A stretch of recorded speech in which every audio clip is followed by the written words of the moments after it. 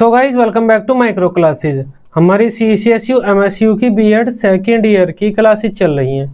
आज का हमारा सब्जेक्ट रहेगा असेसमेंट फॉर लर्निंग।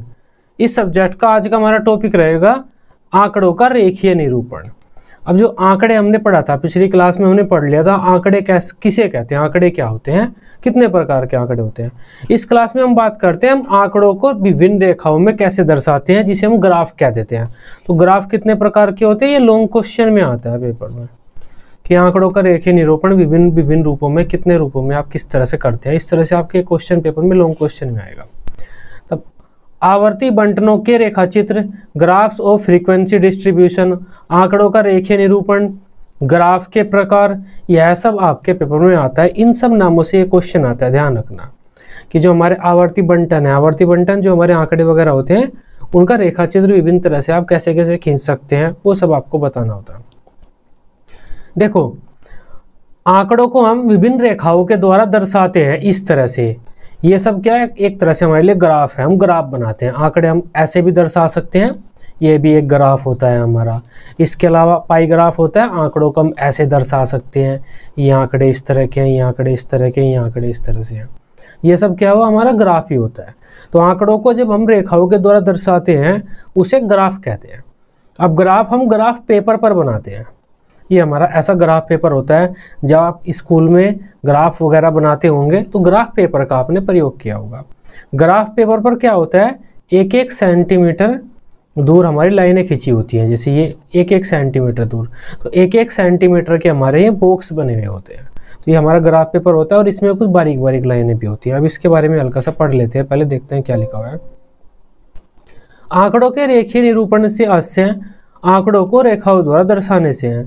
आंकड़ों के रेखीय प्रदर्शन को ग्राफ कहा जाता है। इसके लिए हम ग्राफ पेपर का प्रयोग करते हैं। ये ग्राफ पेपर होता है हमारा। ग्राफ पेपर पर एक एक सेंटीमीटर दूर क्षैतिज तथा ऊर्ध्वाधर रेखाएं खींची हुई होती है। उनके मध्य भी कुछ बारीक रेखाएं खींची हुई होती है। तो ये हमारी क्षैतिज और ऊर्ध्वाधर रेखाएं खींची हुई होती है ग्राफ पेपर पर। ये क्षैतिज रेखाएं हैं, ये हमारे ऊर्ध्वाधर रेखाएं हैं। एक एक सेंटीमीटर दूरी पर ये खींची हुई होती हैं। तो ये जो हमारा बॉक्स बन जाता है, ये वर्ग बन जाता है, जिसकी दोनों भुजाएं हमारे एक एक सेंटीमीटर की होती हैं। ये समझ जाना। अब ये जो वर्ग होता है, इसकी ये भुजा 1 सेंटीमीटर, ये भुजा 1 सेंटीमीटर। तो ग्राफ पेपर पर हमारे एक एक सेंटीमीटर दूर रेखाएं खींची होती है और उसके मध्य में कुछ बारीक रेखाएं खींची होती है। जो क्षैतिज रेखा है उसे एक्स अक्ष के द्वारा हम दर्शाते हैं और जो ऊर्ध्वाधर रेखा है उसे वाई अक्ष के द्वारा हम दर्शाते हैं। जो मैथ के बच्चे हैं वे तो आसानी से समझ जाएंगे इन चीज़ों को, उन्हें तो समझाने की जरूरत नहीं है। ये जो हमारी ऊर्ध्वाधर रेखा है इसे तो हम वाई एक्सिस बोलते हैं, वाई अक्ष बोलते हैं। और ये जो क्षैतिज रेखा है ये वाली, इसे हम एक्स अक्ष बोलते हैं, एक्स अक्ष इसे बोलते हैं। और जो पॉइंट इन दोनों को आपस में काटता है, प्रतिच्छेदन बिंदु, उसे 0 0 बोलते हैं। 0 0 निर्देशांक उसके होते हैं। और इधर हम बढ़ते हुए चलते हैं और ऊपर बढ़ते हुए चलते हैं। जैसे ये तो 0 हुआ तो ये 1 हो गया, ये हमारा 2 हो गया, यहाँ पर 3 हो गया, तो ये हमारा 1 हो गया, ये 2 हो गया, यहाँ पर 3 हो गया, तो ये पॉइंट हमारा 0 0 होगा। तो एक्स और वाई एक्स के प्रतिच्छेदन बिंदु को मूल बिंदु कहते हैं, जिसके निर्देशांक 0 0 होते हैं। ग्राफ के द्वारा आंकड़ों को प्रदर्शित करने के लिए सबसे पहले यह निर्धारित किया जाता है कि किस अक्ष पर कौन से आंकड़े को दर्शाया जाएगा। देखो, ग्राफ तो आप बनाना जानते ही होंगे, बचपन से आप बनाते आ रहे होंगे, स्कूल वगैरह में भी आपने बनाया होगा।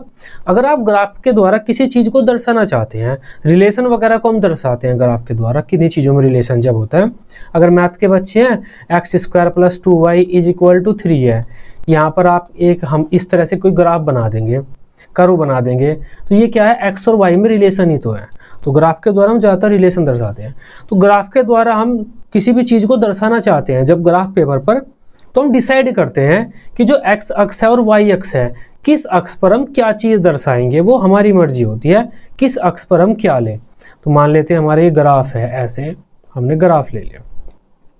हमारे पास 2 आंकड़े हैं कि इस साल हमारी कंपनी ने इतना उत्पादन किया है, तो हम यहाँ पर ये ले लेंगे जो हमारा एक्स अक्ष है, ये वाला एक्स अक्ष है और ये वाला वाई अक्ष है। तो एक्स अक्ष पर हम ये ले लेंगे साल, कौन कौन से साल हमारी कंपनी ने कितना कितना उत्पादन किया। 2020 में कितना किया, हमारा 2021 में कितना किया, 2022 में कितना किया, 2023 में कितना किया, और उत्पादन कितना किया, 1 कुंटल किया, 2 कुंटल किया, 3 कुंटल किया। तो सबसे पहले तो हम डिसाइड करते हैं कहाँ पर हम कौन से अक्ष पर कौन सी चीज़ को दर्शाएंगे। साल को तो हम इस अक्ष पर दर्शा रहे हैं और जो प्रोडक्शन हुआ वो इस अक्ष पर दर्शाएंगे। दूसरा उदाहरण है, अगर हम ये दर्शाना चाहते हैं हमारी क्लास के इतने बच्चों की इतनी आयु है, जैसे 3 बच्चों की आयु 7 वर्ष है, 2 बच्चों की आयु 5 वर्ष है, 12 बच्चों की आयु 13 वर्ष है, इस तरह से हम बताते हैं।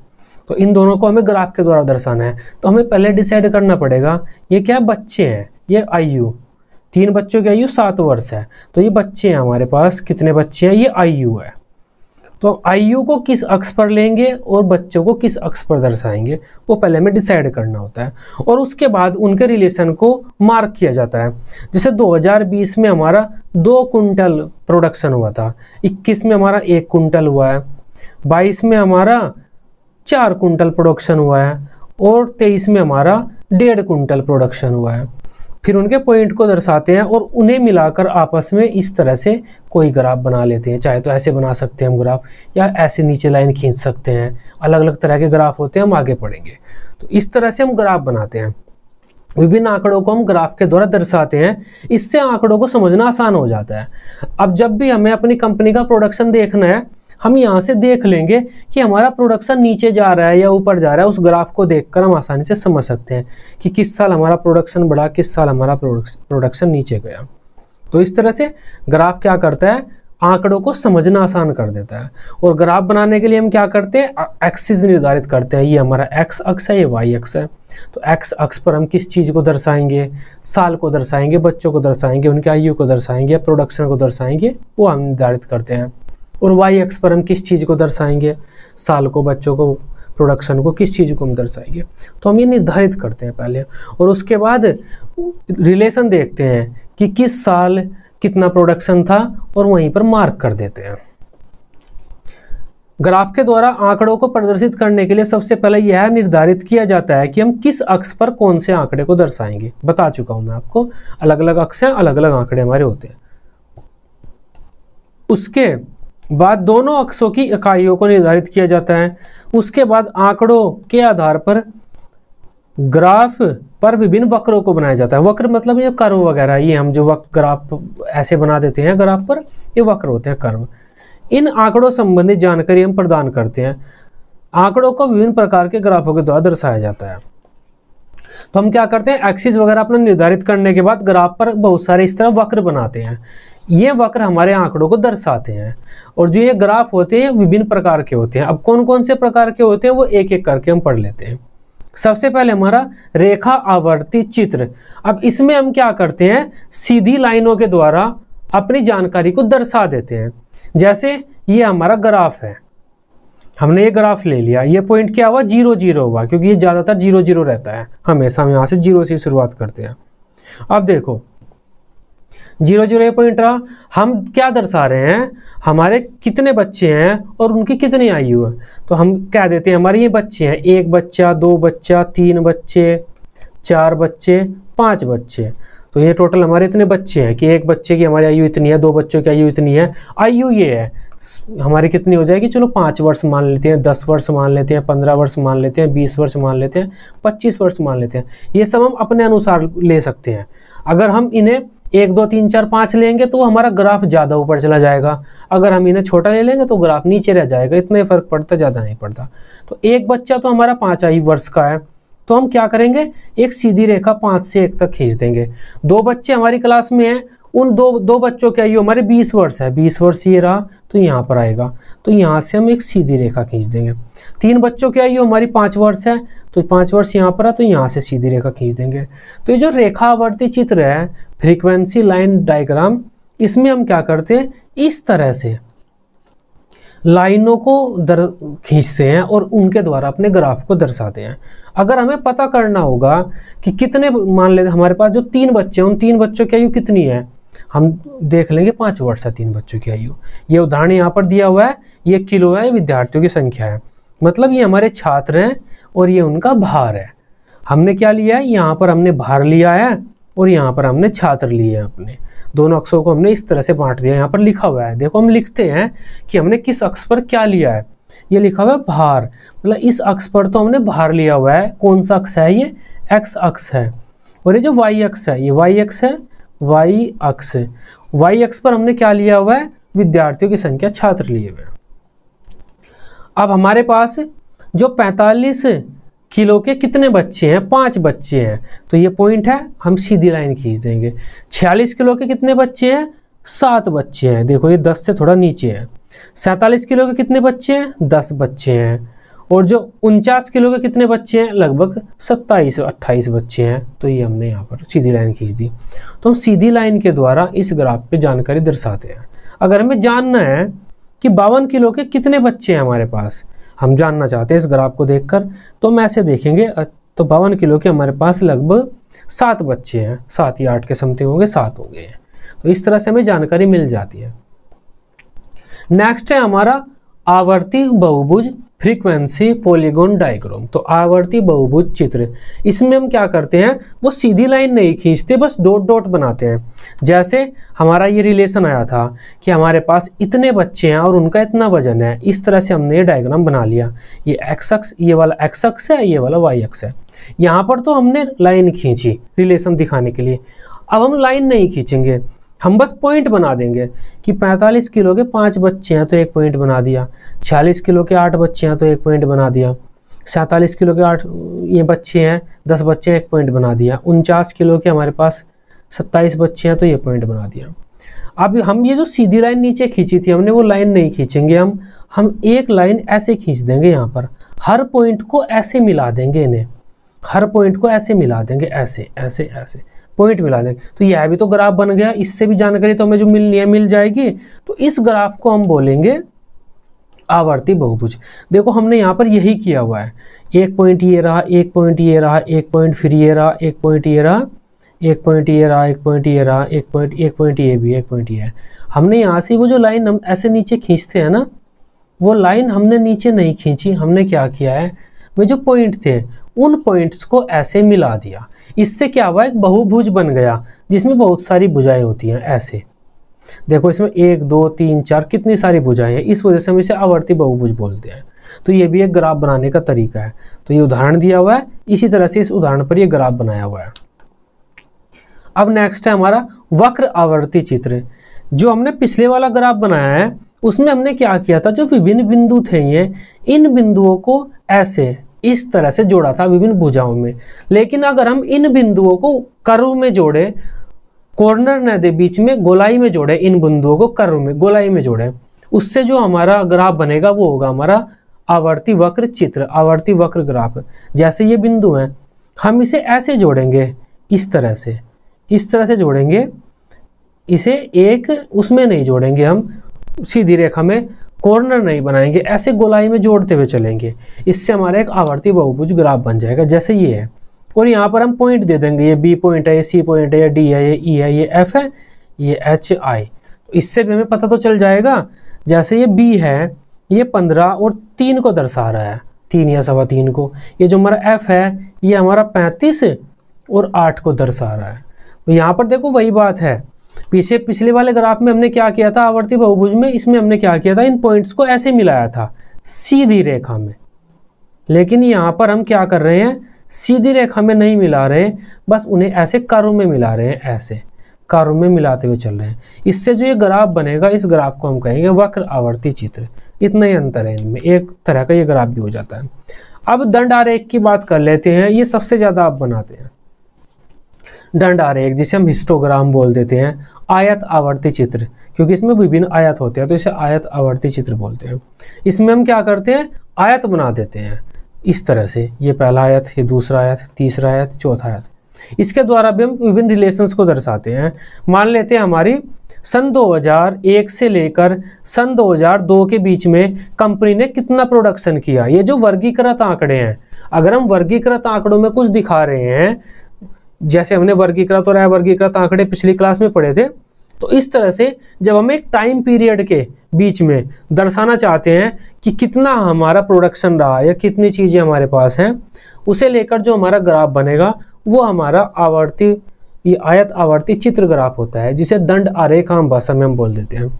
जैसे ये उदाहरण है हमारा, ये हमारे पास आयु है कि ये आयु है, और देखो आयु को हमने वर्ग में निर्धारित कर दिया, विभिन्न वर्गों में दर्शाया है।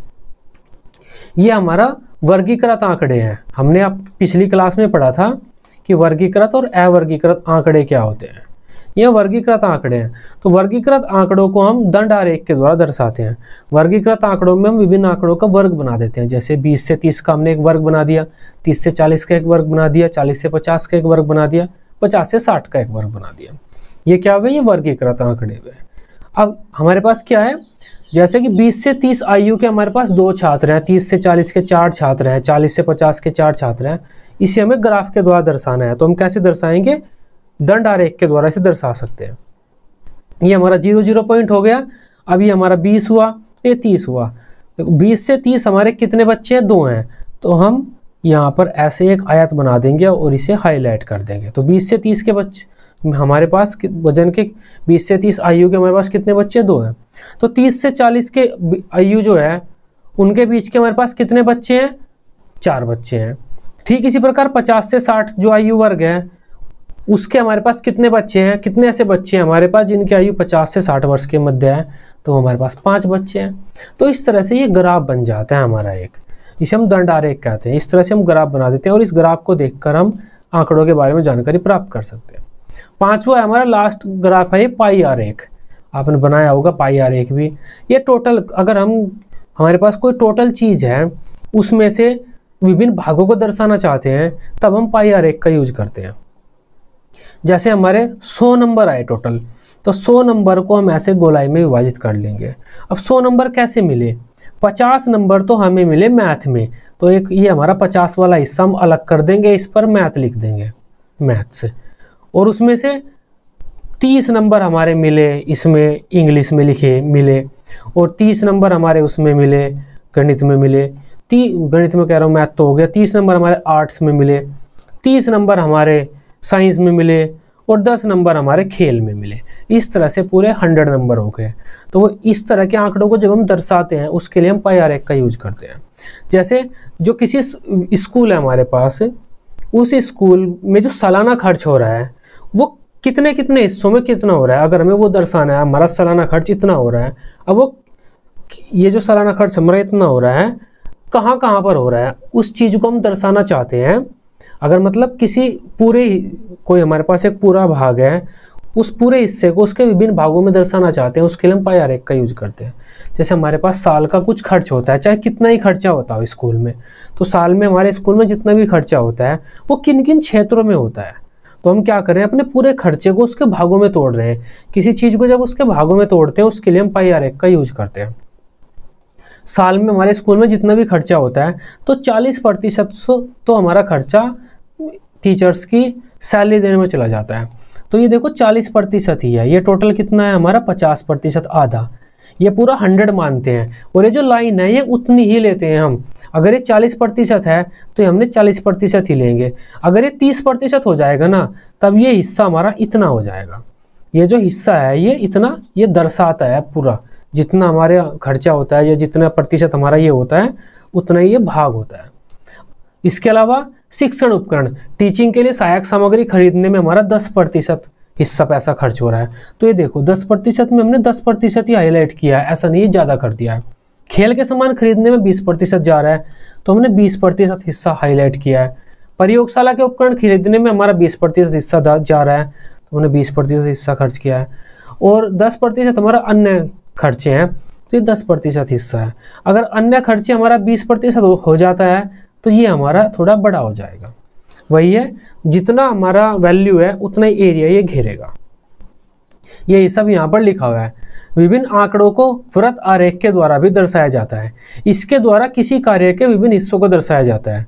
जैसे किसी स्कूल की सालाना खर्च इतना है, इतना इतना इतना उसमें खर्च होता है, तो इस प्रकार से हम उसे दर्शा सकते हैं। तो ये आज की हमारी क्लास थी, ग्राफ के द्वारा हम आंकड़ों को कैसे दर्शाते हैं। लॉन्ग क्वेश्चन में आता है क्वेश्चन आपके पेपर में। आई होप इस क्वेश्चन को आप आसानी से समझ पाए होंगे। वीडियो अच्छी लगी हो आप इसे अपने बीएड ग्रुप में दोस्तों के साथ शेयर कर सकते हैं। बीएड के आप पेड नोट्स लेना चाहते हैं तब आप इस नंबर पर व्हाट्सएप कर लीजिए, आपको पेड नोट्स, सोल्ड पेपर वगैरह की जानकारी मिल जाएगी। Till then bye bye, take care.